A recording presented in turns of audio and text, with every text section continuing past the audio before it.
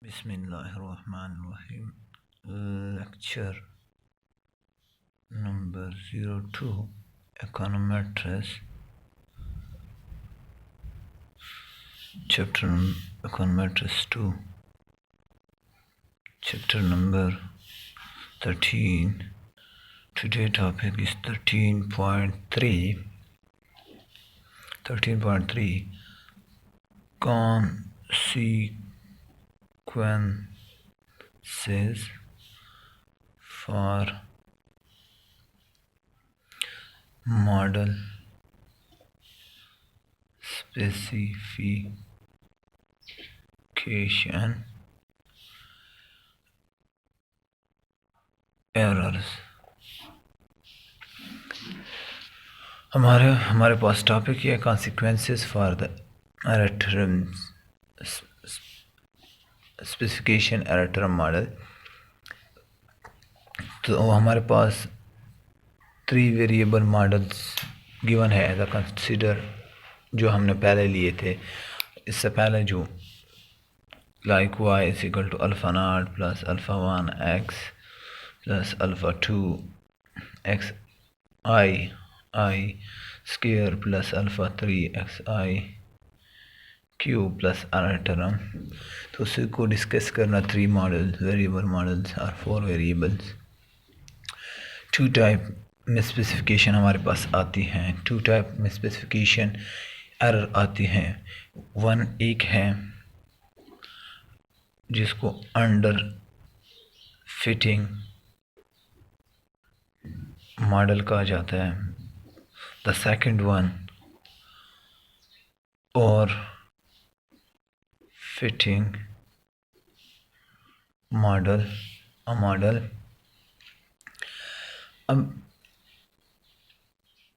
Under fitting किस वजह से बन जाता है और फिटिंग किस वजह से बन जाता है। Underfitting we miss some important variable, missing of important variable included unnecessary variable in model।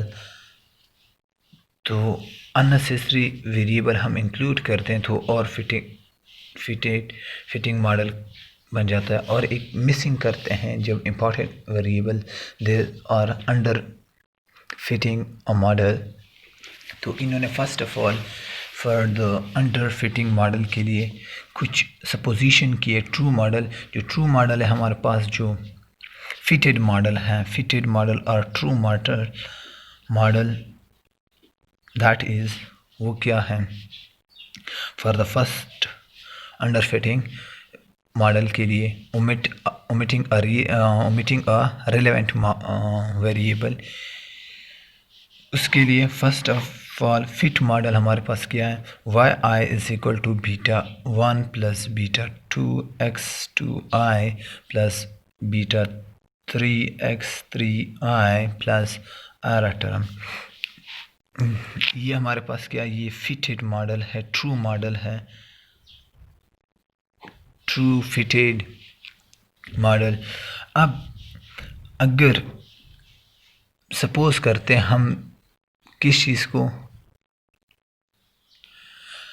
कि सपोज हमने इसी को फिट किया, एक और मॉडल इसी से बना like this alpha 1 plus alpha 2 x 2 i plus v i with name error term को एक और नाम दिया वी आई।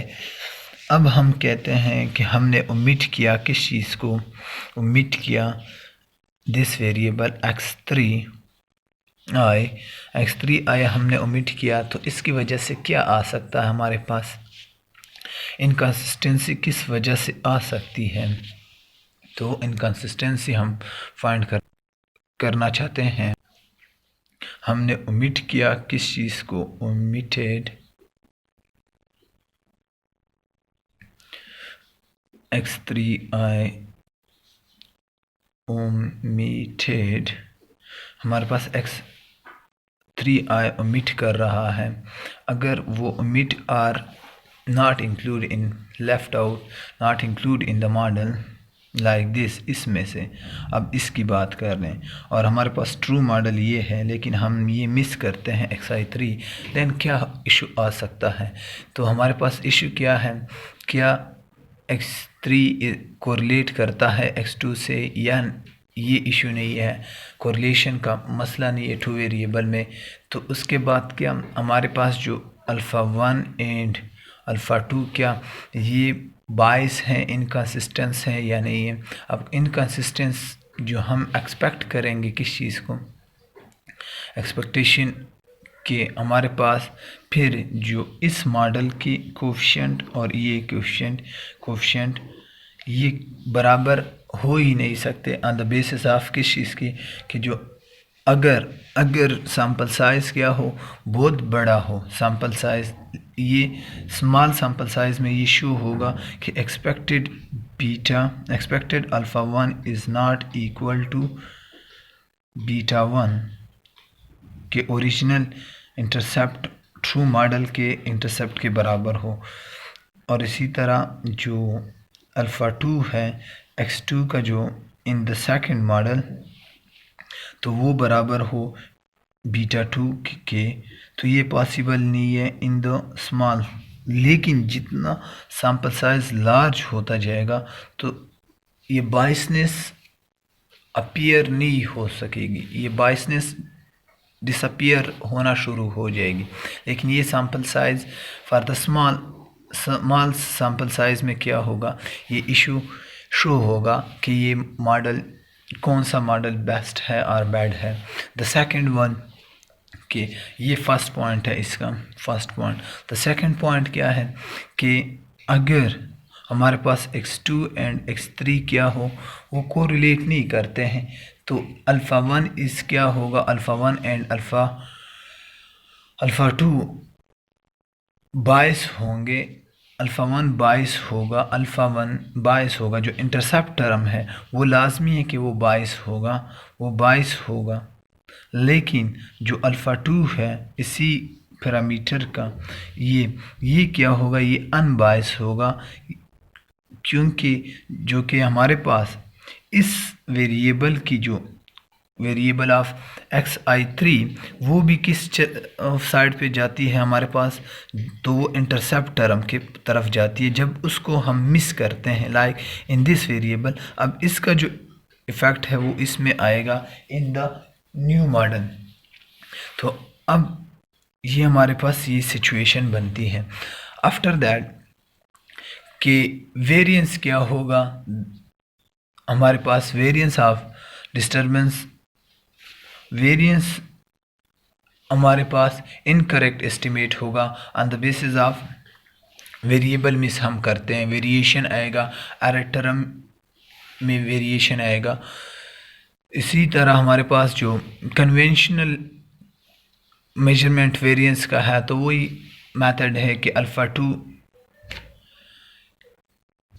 किस चीज़ के बराबर है, sigma square divided by x2i square, तो इसके बराबर है। तो वो क्या होगा, वो भी बायस एस्टिमेटर होगा किस चीज़ का, जो ट्रू वेरिएंस है ऑफ किस चीज़ का। अब अगर हम इसका वेरिएंस कैलकुलेट करते हैं तो वो क्या होगा, वो बायस्ड होगा, जबकि इसका हम कैलकुलेट करेंगे फ्रॉम द ओरिजिनल मॉडल या ट्रू मॉडल, तो उसके कंपैरिजन पे ये क्या होगा, ये बायस्ड होगा। हमारे पास variance of beta variance of alpha, जो अल्फ़ा 2 का वैल्यू होगी वो बायस होगी on the basis of beta 2। तो ये क्या हमारे पास इसके लिए इंटरवल होंगे किस चीज़ की, the last one hypothesis testing procedure या कॉन्फिडेंस इंटरवल होगा किस चीज़ के लिए, वो मिसलीडिंग होगी किस बेस पे, वो मिसलीडिंग इस बेस पे होगी कि हमारे पास जो ये मॉडल है ये एक incorrect model on the basis of omitted x3 variable, तो उस वजह से फिर हम मिसकंक्लूड करेंगे ऑन द बेसिस ऑफ किस चीज़ के, जो सिग्निफिकेंस लेवल है स्टैटिस्टिकल ऑफ पैरामीटर्स, तो हम मिसगाइड हो सकते हैं on the basis of omitted x3i variable.